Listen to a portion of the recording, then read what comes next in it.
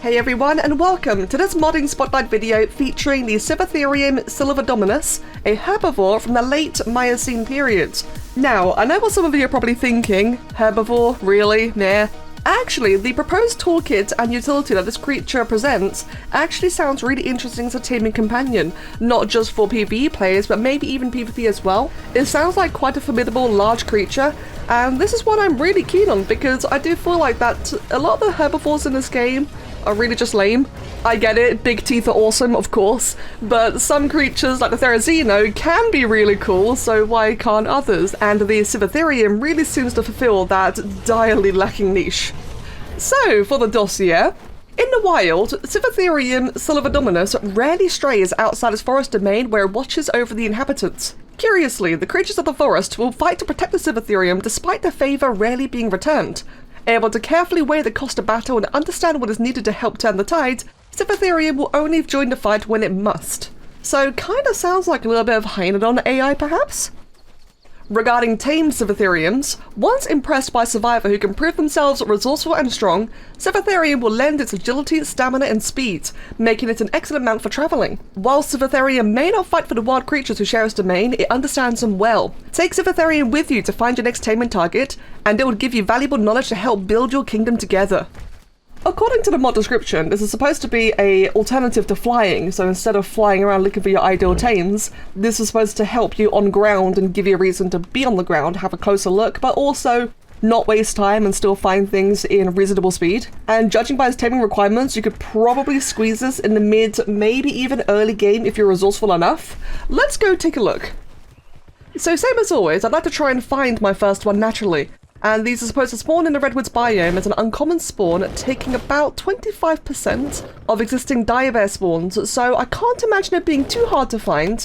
That, and I do believe it's supposed to be a very large creature, so that's going to help as well. Oh great, and the first thing I find is a Sivatherium, so hopefully it's going to look better than that, because frankly nothing could look worse. My god, those things need a DLC.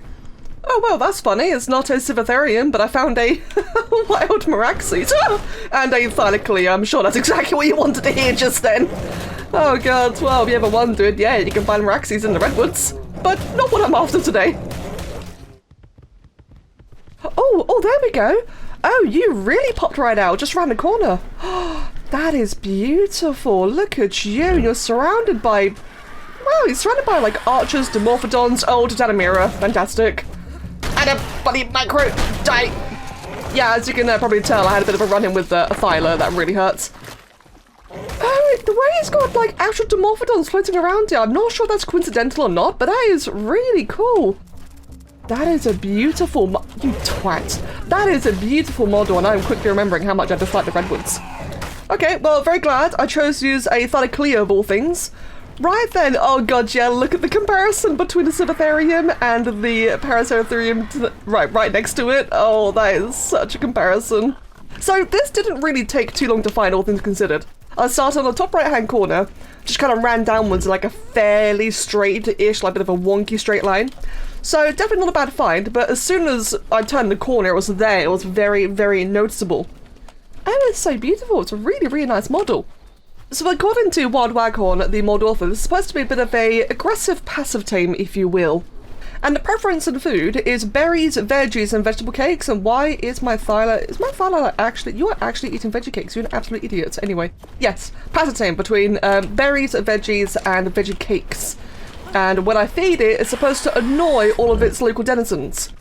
Which so far seems to be dimorphodons and archers, hopefully not a Microraptor, so that's going to be a little bit concerning. We'll just give it a go, I suppose. So let's try a Measure Berry. Oh, that was loud. Oh, Trudons! Trudons! Oh, okay. Lots of Dimorphodons. Wow, they are mad. And I'm just wearing fur gear, so that's a little bit concerning. Oh, but they appear to have immediately de-aggroed. Okay. Okay, that's very, very interesting. Just quickly enable, yep, there you go. Track you. Trudons, really? So, how long? Okay, I gotta wait till it's hungry again, of course. Regular passive taming. Oh, but it's so pretty. It's a really, really nice model. Very regal walk animation, just the way it wanders around with everything following around it. Really cute. Ow. Okay, it's quick. That's actually a very quick interval. I'd say about a minute between first and second. So a berry did 13.7. How much will a carrot do? Whoa, that did loads more. Oh god, that did loads more. Ah! Okay, so I wanted to double check because based on the mod description, it said in preference from berry to veggie. So it sounds like veggies are just better as it would be like a regular herbivore tame. I wanted to double check, maybe preferred vegetation or berries, and I am rapidly dying. I'm actually dying to Dimorphodons. Make sure you have good armor doing this. You definitely want to have good armor. So just to be clear, when you tame your own Sivatherium, I am on, I believe, ×3 taming, so a little bit boosted. Hi. And this is level 20, so of course it would be like a very quick tame. But all things considered though, really quite straightforward. And there it is done. Are they still going to attack me?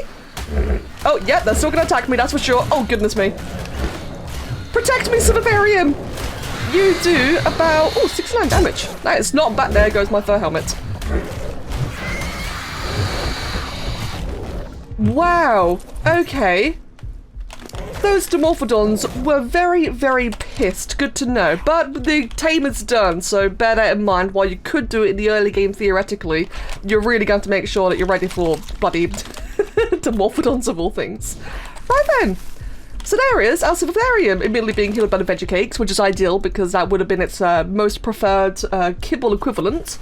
Right, I don't think they actually have a kibble. It was only listed veggie cake, so I believe the veggie cake is their kibble. Kind of like how like beer for Chalicotheriums or some other creatures don't actually use kibble. Anyway, let's try this out then. So regarding the saddles, there's two. There's one level 71, just a regular Sivatherium saddle made in the smithy. It requires fiber, metal ingots, hide, and wood. And there's the upgraded version, which requires Argentavis talon, Therizino claws, Tyrannosaurus arms, and a Giga heart. Also at level 71, crafted in the inventory. Interesting. So let's just try out the regular saddle first then. Oh, this is lovely. Oh, look at the saddle. It's got a, I like the scope attachment. Oh, you are fast. So, this is supposed to be a happy alternative to flying around tame hunting. This is supposed to be something that you're encouraged to actually use on foot. So, this is the actual sprinting speed. It's got a very megaloceros-like jump. So if you've ever used megaloceros, that is the kind of jump that it does. So a little bit locked forward, interesting. Seems to have no fall, well, very, very low fall damage. It does have fall damage, okay, it does. Now then, for its melee, good harvester, again, boosted raise, please bear that in mind. But definitely a good harvester. Cannot break that tree, but can you break a small one? Yep, it can. Very, very fast attack speed, actually, goddamn. Right click. Oh, it's a nice backwards kick, got a bit of a second-ish cooldown, so this is probably similar to the Equus kick, I imagine. Let's see if we can find something to fight with it. There's a, oh, it's a terrorbird right there. If I just quickly turn around, and I want to see, hold on, if the back kick does any torpor. So first of all, wait, attack me! Well, it's nice to know that terrorbirds won't attack you, there you go, at least not automatically. Right, here we go. Right click, does no torpor. Okay, it doesn't do torpor, but it does do, a bit of a crippling slow. That is very much slowed down. 79 damage. Okay, so it's a good escape route. So it does about the same amount of damage as the frontal left click, but it does such a heavy slow, that'd be amazing for escaping with. Okay, the C is a, oh, the C is a rest. It's defense mode, right, yes, and these guys can also tank. And I like that. I mean, you know, you could also just leave it there to rest and look really cute for the any role players out there. But the defense mode, so it can't attack, it can't do anything. Left clicking will just bring it out of defense mode again. But it's meant to be able to reduce incoming damage by 80%. And you cannot leave it there, but is there like a radio option for anyone who's into that? Not that I can immediately see. Okay, that's fine. Wow, look at that attack speed though. I am just absolutely wrecking this bored up Dodec, which obviously takes massively reduced damage. And the attack speed is just so good. Obviously can't harvest corpses, makes sense. So here's something I am really curious on, is how well can I fight Meraxes all by myself? Level 20 Meraxes. I'm just going to go ahead and headbutt the crap out of it. Actually, you know what? Can I slow down a creature as large as a Meraxes? Now, I've been slowed by it as well, which makes sense. Yeah. You can slow down large creatures. And look at that, there's 2 more Sivatheriums. Hey! They're coming beautiful colorations. Oh, that's a very angry Megatherium, and I may have just ruined everything for the lives of these guys. Okay, oh my god, that Megatherium. This is a very interesting battle to witness. Fantastic. Oh, but they do look so good. I really like... This is what, for me, a megaloceros should have been. I despise megaloceros in this game. I think they could be so much better, so much cooler. And these guys are definitely fulfilling that niche for me personally. Oh, wow. Right, well, while that's happening, before I get microraptored or anything, so there are 3 more abilities as a creature that's very, very cool. One is the ability to enable heat vision, just like snow owls or scouts in Extinction. These can enable heat vision, which is part of the toolkit that makes them handy for searching for tames. They have a constant passive ability that's just constantly occurring, where they will inform you if there is a max level nearby. I assume just like aberration shoulder pets. Now, unfortunately, there are no max levels nearby, so let's give that a quick little test, shall we? So, say I were to spawn in a 150 dodo. Oh. Well, you made a bit of a weird grunt. Oh, yeah, there you go. Yeah, just like aberration. Max level wild dano detected. And it did like a bit of a funkier grunt just then. And one more thing is that the thermal vision I mentioned just a moment ago, they can help you read stats. So basically it's the binoculars without needing the binoculars. So this is a really nice alternative to, instead of doing alpha overseer and being done with the map, at least until the other maps come out, this will allow you to actually track things. Now, I don't believe you can lock on like you would the binoculars or any other spyglass mod, but this is a much more organic method. And for anyone who might be wondering, ew, why does the creature have thermal vision? It's the scope on the saddle. You can see that it's actually got like a visual attachment. I really like that the mod author took that into account. They didn't just spam on some random ability. They made it physically work with the creature's saddle mesh, and I really, really like that. I think it's a nice, you know, they put thought into it. So, let's try out the upgraded Sivatherium saddle. This is the one that requires... Oh, actually, I think it's just the armor. I think it's just the armor increase, but this requires, like I said, Argentavis talons, Therizino claws, Tyrannosaurus Rex arms, and a single Giga heart. Does it have any actual visual difference? Oh, hold on, not that I initially saw. Let me try that again. No, it does seem to be the same. So I guess this is WildWaghorn's solution regarding, you know, the lack of finding a saddle in drops or anything. So they've made it so you can just outright craft a better one. Bit of an expensive cost requirement, in my personal opinion, but to be fair, I'd kind of rather it be a bit more pricey than it be overpowered cheap and easy, because it's really easy to make your mods overpowered and easy, and it's nice to see people who will actually try and step away from that. Hold on. Let's, yep, do that. That is really, really cool. So it even shows like mutations, it shows everything, color regions, so this is really good for all aspects of gameplay, whether you're a PvPer wanting to vet your targets, or see the health ball, whether you're taming and want to see the torpor, or whether, of course, you are just looking for colors and such, or stats, etc. Yeah, definitely a bit for everyone. That's really, really nice. The only downside, again, is that you can't tag it, you can't, like, not that I can see anyway. Yeah, there's no way to pin it, but that's fair. I really don't mind that, especially because when the current vanilla alternative is bloody Alpha Overseer, if you're going by absolute vanilla-based rules, then I think it's quite reasonable that you can't pin it. Now, because we all like our combat tames, I've summoned in a 150 tame with a full imprint, and it's really beautifully coloured. Oh my god, I love those colours. Let's see what kind of damage a level 150 tamed full imprint does. 141. Obviously not bad. I mean, with the attack speed is so mental. God, I do love the attack speed on this. I'm very curious. Oh god, I'm very, very curious. Can I slow down a Brachy? Hold on. If I can reach the Brachy, of course. A little bit. You're going to like jump into the hitbox. Ah! Well, that's good. The Brachy just killed the Morphodons for me. I like that. Otherwise, what are you doing?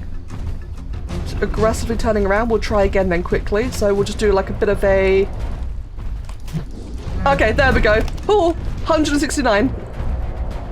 That looks like it's been slowed. You can slow a bracket, so I think it's safe to say that these guys can slow everything. All dinos. So, since the entire advertising point of the Sivatherium is to actually be a taming companion, let's try and tame something.